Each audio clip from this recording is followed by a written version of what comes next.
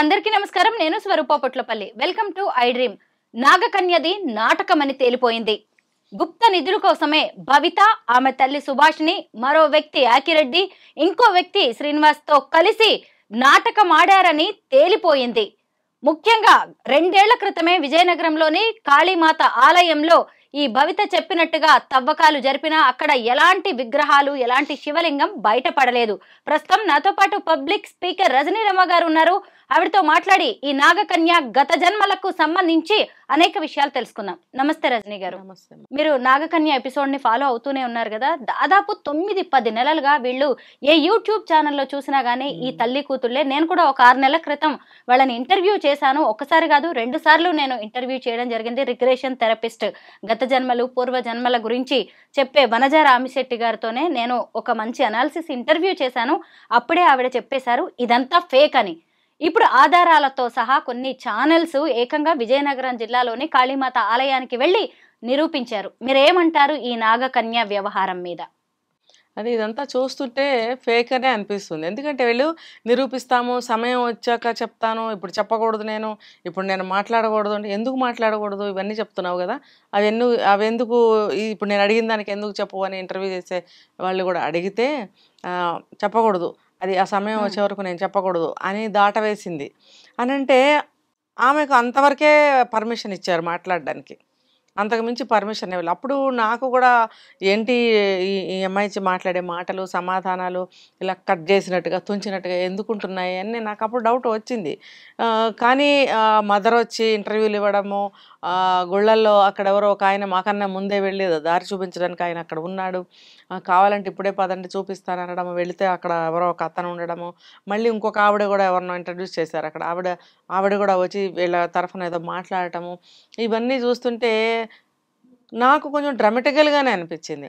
పూర్వజన్మ ఈ అమ్మాయికి ఒక్కదానికే కదా అన్నారు, పూర్వజన్మలో వాళ్ళు కూడా ఉన్నారు, వాళ్ళు ఇంకా ఇక్కడే ఉన్నారు అని చెప్పి వాళ్ళని తీసుకొచ్చి మాట్లాడించటము, ఇవంతా కూడా నాకు అంత కట్టినట్టే ఉంది తప్ప ఒరిజినాలిటీ కనిపించలేదు. అయితే నేను ఇంకో ఫేజ్లో చెప్తా ఏంటంటే, ఒక పెళ్లి కావాల్సిన అమ్మాయిని, ఫ్యూచర్ ఉన్న ఒక చిన్న పాపని మెయిన్గా చేసి ఆమెని తీసుకొని గుళ్ళకి గోపురాలకి అలా తిరగడము, ఆమెకు తడి స్నానాలు చేయించడము, పూజలు చేయించడము, ఇదంతా కూడా ఎంత పునర్జన్మ వాసనలు ఉన్నా కూడా అలా చేయవలసిన అవసరం లేదు. ఆ జ్ఞాపకాలు అనేవి కొంతకాలం తర్వాత మాసిపోతాయి. అలాంటిదేదో వాళ్ళు చేయాల్సింది, దానికి తగ్గవేవో ఉంటాయి, థెరపీస్ అలాంటివి ఉంటాయి. కానీ ఈవిడ అలా చేయకుండా ప్రతి ఊరు తీసుకెళ్ళడము, అక్కడ ఎవరెవరో మనుషులతో కల్పించడము, అక్కడ నాగపడగలు అదే టెంపుల్స్ దగ్గర నేను చూశాను, ఈ అమ్మాయి పూజలు చేయడము, అందరికీ ప్రసాదాలు పెట్టడము, అందరూ మొక్కడము, ఇదంతా చూసి నేను ఏంటి ఇదంతా సినిమాలో చూపించినట్టుగా ఇలా జరుగుతుంది, అవసరమా? ఒకవేళ పూర్వజన్మ అయితే కనుక దానికి ఇంకో విధంగా చేసుకోవాలి. ఇలా పబ్లిసిటీ ఇచ్చుకుని పబ్లిక్లోకి తీసుకొచ్చి ఆమెను దేవతలాగా సృష్టించి ఇదంతా ఎందుకు అనేది నాకు ఒక ప్రశ్నగానే ఉండింది. ఇప్పుడు మీరు చెప్తున్నారు కదా, నిన్న కూడా నేను న్యూస్లో చూసా పరారీలో ఉన్నారు అని చెప్పి. ఒకవేళ అదే నిజమైతే ఈ పరారీ ఎందుకు? ఆవిడ నిజంగానే దేవకన్య, దైవత్వం ఉంది, వెళ్ళి నిరూపించడానికి అన్ని చోట్లకి వెళ్ళింది, అక్కడ వీళ్ళకి సంబంధించిన సాధువు, అపూర్వజన్మలో కూడా ఉన్న సాధువు ఇప్పుడు కూడా ఉన్నాడు, ఇవన్నీ అంత ఇదిగా చెప్పినప్పుడు ఇప్పుడు పరారీలో ఉండడం అవసరమా? నిరూపించుకోవచ్చు కదా అదే నిజమైతే.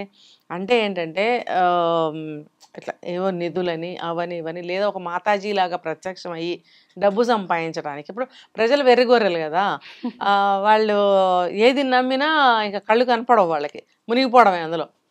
సో ఆ విధంగా ఒక మాతాజీలాగా తయారు చేద్దాము ఈ అమ్మాయిని అని తల్లికి ఏమన్నా ఆశ పుట్టిందా లేకపోతే పిల్లకే పుట్టిందా అనేది మనకి తెలియదు. మొత్తానికి ఇద్దరు కలిసే ఇవన్నీ చేశారు.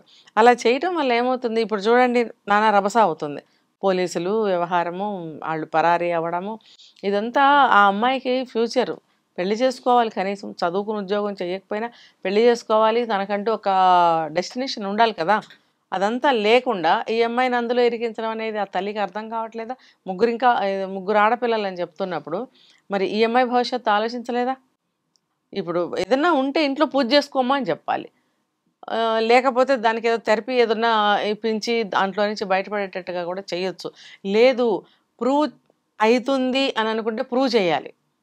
ప్రూవ్ చేసిన తర్వాత వీళ్ళకి మెల్లమెల్లగా ఆ పూర్వజన్మ వాసనలు తగ్గిపోతాయి.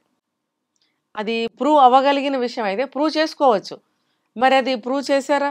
చేసుకోలేదు. చేసుకోనప్పుడు ఇట్లా నెట్ రిజల్ట్ ఏమైంది? ఈ అమ్మాయి అల్లరి పడింది అందరిలో.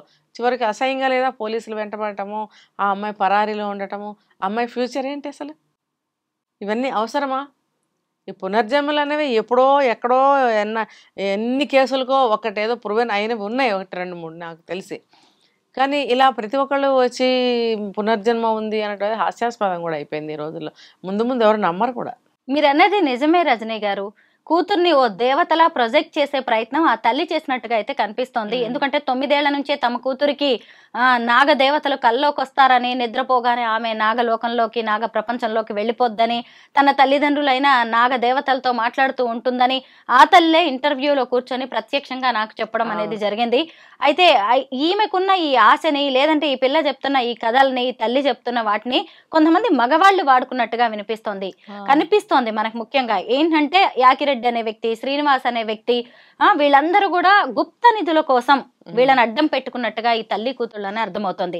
అసలు మీరు ఒక్క విషయం చూసారా? ఏ తల్లైనా తన కూతురుకి గత జన్మలో నాగకన్య నమ్మింది అనుకోండి, ఆమె భర్త, ఆమె లవర్, వీళ్ళిద్దరు ప్రేయసి ప్రియులంట, వాళ్ళిద్దరిని కొంతమంది చంపేశారు.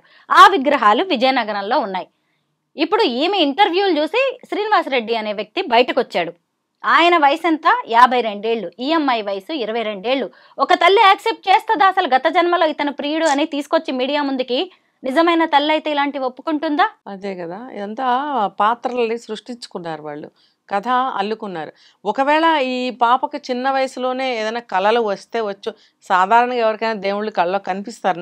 మనకి ఇష్టం ఉన్న దేవతలు, నమ్మిన దేవతలు ఉంటే కళ్ళలోకి వస్తూ ఉంటారు అప్పుడప్పుడు, తప్పేమీ లేదు. అలా చిన్న పాపగా ఉన్నప్పుడు ఏమైనా కళ్ళు వస్తే వాళ్ళ అమ్మకి చెప్పుండొచ్చు. ఆవిడ మరి అప్పటి నుంచి ఆవిడ మైండ్ అలా పనిచేసిందేమో.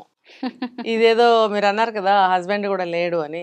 సో ఈ రకంగా చేస్తే ఏమైనా సంపాదించవచ్చు అంటే, ఒక ఆధ్యాత్మికమైనటువంటి దారిలో వెళ్తే ఎవరు కూడా అనుమానించరు అనేది ఆవిడ అనుకుందేమో.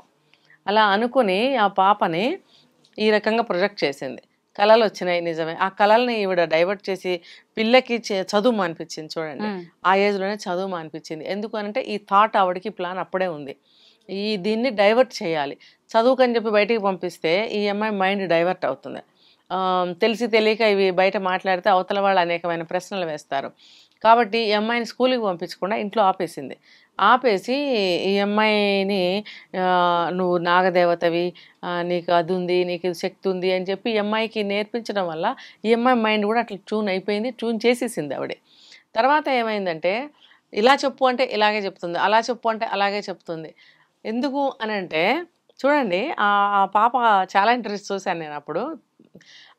మాట్లాడే ప్రతి మాట కూడా, ఇది ఏంటమ్మా, ఇది అవునా కాదు, ఇది ఏంటి అంటే అవును, మరి నెక్స్ట్ క్వశ్చన్ ఏదైనా ఇస్తే ఇప్పుడు చెప్పలేను నేను, ఇలాంటి జవాబులు చెప్పింది అమ్మాయి. చూడండి, అంటే అంతకు మించి ఆ అమ్మాయికి లేదు చెప్పడానికి, పర్మిషన్స్ లేవు.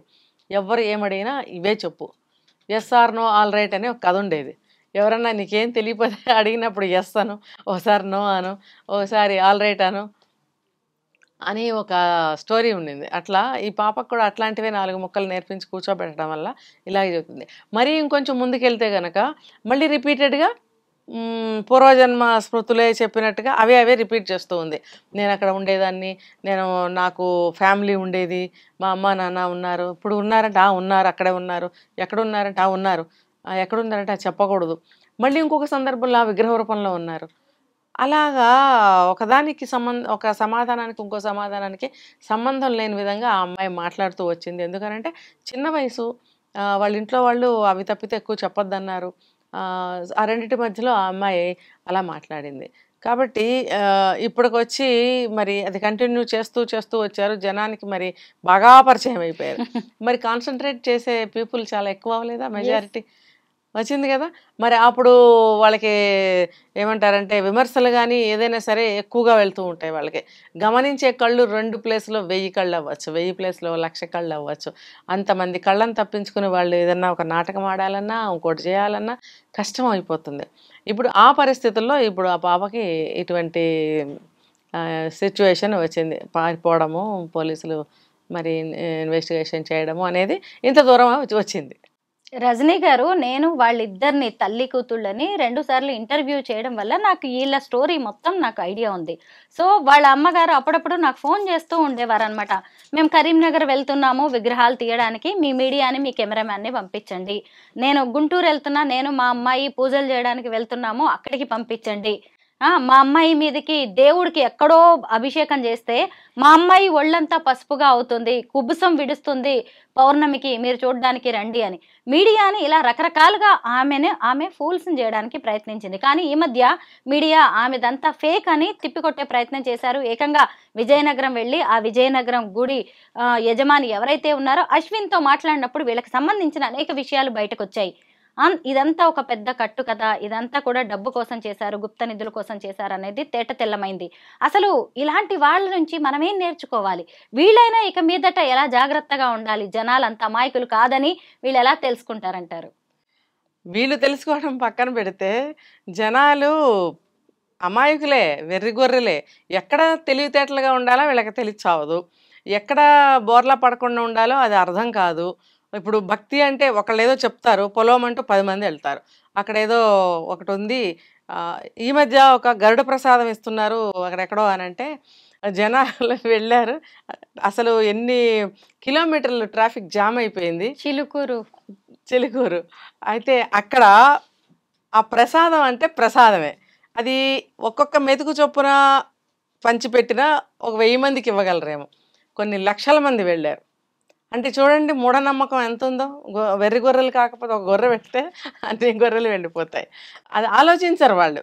అలాగే ఇది కూడా ఆవిడ నాగదేవత అంటే పూర్వజన్మ స్మృతులు ఉన్నాయంట, ఆవిడ పునర్జన్మట, ఆవిడ దేవత శక్తులు ఉన్నాయి. నిజంగా నేను చెప్పాను కదా, ఆవిడ మొత్తం తడి స్నానాలు చేయించేసి ఆవిడతో పూజలు పసుపు కుంకాలకు పెట్టించడము, అన్ని చేయించి ప్రసాదాలు పెట్టడం, వాళ్ళు వచ్చి కాళ్ళు మొక్కడం, చిన్నపిల్లకి పెద్ద పెద్ద వాళ్ళు. తప్పు కదండి, నిజంగా నిజమైతే పుణ్యమే.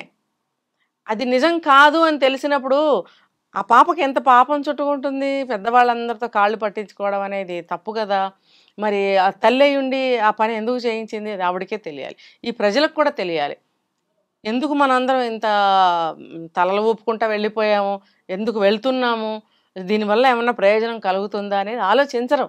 అరే వాళ్ళు వెళ్ళారు, వాళ్ళకి ఏం జరగలేదుగా, మనకు కూడా జరగదు పదా, ఇంకా 10 మందిని వేసుకొని వెళ్తారు. ఈ ఈ అత్యాశ అంట నేను. ఈ అత్యాశకి పోకండి. మీకు నిజంగా ఏదన్నా ఒక ఫలితం కావాలి, మీరు ఏదైనా కష్టంలో ఉన్నారంటే దైవాన్ని నమ్ముకోండి. మీకు చేతనైతే ఇంట్లోనే కూర్చొని పూజలు చేసుకోండి. అంటే ఇప్పుడు పూజలు కూడా చాలా ఎక్కువైపోయినాయి. ఇంట్లో ఫ్యామిలీ మెంబర్స్, భర్తలు చాలా పరేషాన్ అవుతున్నారు. డబ్బులే కానివ్వండి, ఆ పూజకి సంబంధించిన వస్తువులు తీసుకురావటమే కానివ్వండి, ఆ పూజల పేరుతో ఇంట్లో పెద్ద కార్యక్రమాలు, మళ్ళీ గ్యాదరింగ్స్, అందులో మళ్ళీ గొప్పలు చూపించుకోవడం. ఇంత మేము ఇది పంచామంటే మేము ఇది పంచాం, మేము ఇంత చేసామంటే మేము ఇంత చేసాం అనే ఒక కాంపిటీషన్ కూడా నడుస్తుంది పూజలు చేసే వాళ్ళ మధ్యన. ఇంకా ఈ తాకిడంతా ఇంటేజమానికి భర్తకే తగులుతుంది. దాంతో మనస్పర్ధలు, ఇలా రకరకాలు. ఈ పిల్లలు లేని వాళ్ళు పిల్లలు పుడతారంట అని చెప్పి వెళ్ళిపోవడం, లేకపోతే ఫలానా చేస్తే మనకి దక్కుతుందంట ఫలితం అంటే అక్కడికి వెళ్ళిపోయి ముడుపులు కట్టేయడం, ఇన్ని లక్షలు కట్టండి, ఇన్ని వేలు కట్టండి అంటే కట్టేయడం. వెనకాడటం లేదండి, ఇవన్నీ కూడా జరుగుతున్నాయి ఖచ్చితంగా. మూర్ఖుల్లాగా అనమాట, మూర్ఖుల్లాగా గుడ్డివాళ్ళలాగా డబ్బులు కట్టొస్తున్నారు వెళ్ళి. అది అసలు ఎంతవరకు నిజమో. అప్పు చేసి కూడా వెళ్ళే మనుషులు ఉన్నారండి. అంతంత డబ్బు తీసుకుని వాళ్ళకి దగ్గర డబ్బు కట్టి ఏదో ఇంత విభూది ఇస్తారు, లేకపోతే ఇంకోటి ఏదో ఇస్తారు, అది తెచ్చుకోవడం ఇంటికి. ఇవన్నీ అవసరమా? అది ఎవరికాళ్ళు విజ్ఞతతో ఆలోచించాలి. ఇది మనం ఇలాంటివి నమ్మకూడదు. ఇప్పుడు ఎంతమందిని మనము వీళ్ళు ఏమంటారు, వాళ్ళని గురూజీలు అంటారు. గురూజీలు, బాబాలు, ఎవరెవరో పేర్లు వస్తున్నాయి కదా ఈ మధ్య, దొంగ బాబాలు, ఇవన్నీ చూస్తున్నారు కదా, నిత్యం చూస్తున్నారు కదా. చూస్తూ ఈ నమ్మడం ఎందుకు ఇలాంటివి? సరే ఏదో కొంతమంది వెళ్ళారు, తెలుసుకుని ఆగిపోవాలి. ఇంకా ఇంకా ఇంకా వెళ్తూనే ఉన్నారు, మూఢంగా ఇరుక్కుంటూనే ఉన్నారు. ఈ అమ్మాయి విషయం ఒకటే కాదు, చాలా జరుగుతున్నాయి ఇలాంటివి. కాబట్టి ఎవరికి వాళ్ళు తెలుసుకుని కాస్త జాగ్రత్తగా ఉండాలి. నాగరాణి భవిత ఆమె తల్లి సుభాష్ని ఇప్పటికైనా తాము చేసిన తప్పుని తెలుసుకోవాలి. ముఖ్యంగా మీడియాని బురిడీ కొట్టించాలని వారు చేసిన ప్రయత్నాలన్నీ కూడా ఇప్పుడు తలకిందులయ్యాయి. ఎవరికి ఏం సమాధానం చెప్పలేక చివరికి ఫోన్లు కూడా స్విచ్ ఆఫ్ చేసుకోవాల్సిన పరిస్థితి వచ్చింది. ఇప్పుడు వాళ్ళిద్దరు ఎక్కడున్నారో కూడా తెలియని పరిస్థితి. Thank you so much Rajani గారు.